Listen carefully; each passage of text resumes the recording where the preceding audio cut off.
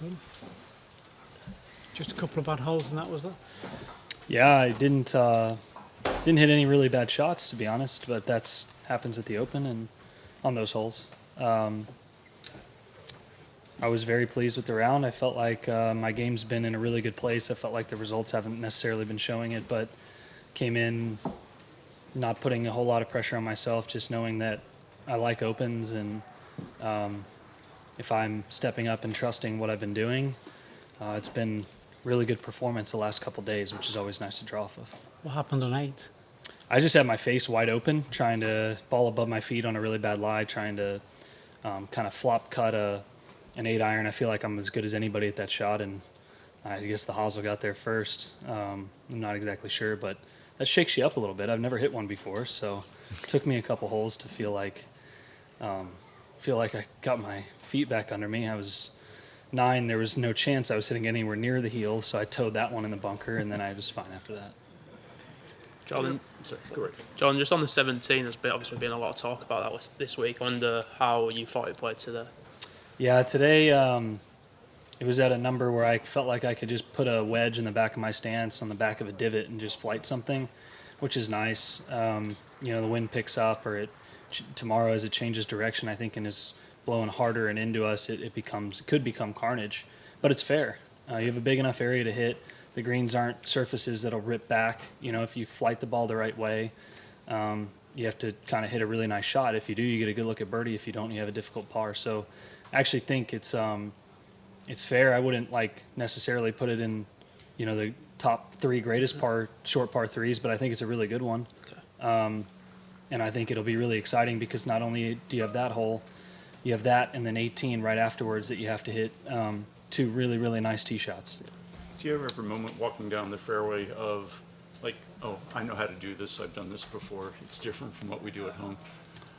I think that's when I land here, that's how you should step into it. You're going to have to play a different style of golf, but I felt like I played a lot of fairway green. This course reminds me of Birkdale in that a lot of it is from the air on approach shots. There's more tabletops here, making it even maybe more challenging, but there's not a lot of old school links or maybe, I don't know what to call it, but where you can run the ball up. You just can't do that a ton here. And that's not a good or a bad thing, it's just different. So you kind of adjust to that, I guess, where it's a little bit more similar to the States. It's just amazing how much the heaviness of the wind affects the ball here in crosswinds and into and down. But I think the toughest part about the course is the crosswinds off the tee and how important it is to hit the fairways. I thought I did a really, really good job of that today, and that's got to continue to have good looks. What is it about the Open and links that suits your game or that you like or that kind of speaks to you in that way? I think, I grew up in the wind, so I grew up having to kind of learn how to flight it a little bit. I like the imagination around the greens, putting some, bumping others, using 3 or 4 different clubs around the greens, and then how the conditions, when you just get a little moisture on the ball, how it massively changes on and around the greens here. So I think it's just more, I fell in love with kind of the style of play, and then now at 10 years in of experience is really nice to draw off of. I don't feel like I have a shot I haven't had before. Yeah. So having said that, I'd still like to play fairway green golf, and I did a lot of that today. Jordan, would you like to see more links golf on the calendar? There's lots of talk about There's just American links there's some great American links courses, but it's not the same. You don't have the fescue grass, and that's what makes it. Would you like to play over here more, if possible? I played the 2 events that we have on the PGA Tour over here. So, and then, last year played some links in Ireland, and I like the idea of coming over a few days early, playing some new places we haven't played before, and then going Scottish to British, or Scottish to the Open. Sorry, I know I'm supposed to say the Open, but I really enjoy it. It's really far from home. And so, no, I don't wish that I played half the season over here or anything, but I really enjoy the middle of the summer coming over here.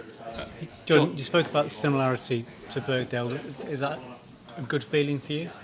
I think I would have won on any golf course in 2017 at that time. I had won 3 weeks before. I'd almost won the next 2 events after. I was just playing that well. So sure, if I don't come out here and think, oh, there's similarities, so it fits my game. It could have been any other venue, I think, and I would have felt pretty good about my chances that week. That's just the golf I was playing. So I'm focused more on how I'm playing now, what shots I need to fine tune, and what have I done well that I can continue to push. Jordan, can I ask you a question about Leeds United? I mean, how long have you been looking to invest in English football, and how excited are you by this opportunity to be involved with Leeds? It was brought to me last fall by a couple guys that know the 49ers group really well, and so I've been looking at it since then, cheering them on this year, and then when they were relegated, I was going to see what kind of the new restructured deal was, and then it was going to take a lot for me not to be involved. I'd already gotten emotionally involved, so yeah, I'm excited. Myself and JT, we've been kind of texting each other for 6 months now, every game, and even the other games we needed teams to lose and stuff like that, and so it'll be fun to keep track, hopefully get back into the Premier League. Will you get there this trip? Any banter with Billy Foster about it on the round today? Not banter, just support. Yeah, I mean, he's a big supporter. He's banter with Matt a little bit when the crowds were shouting it, like, good luck Leeds, and Matt's like, they're going to need it, because Sheffield's got moved up. Yeah. Thanks, Thank Jordan. you. Cheers, Jordan.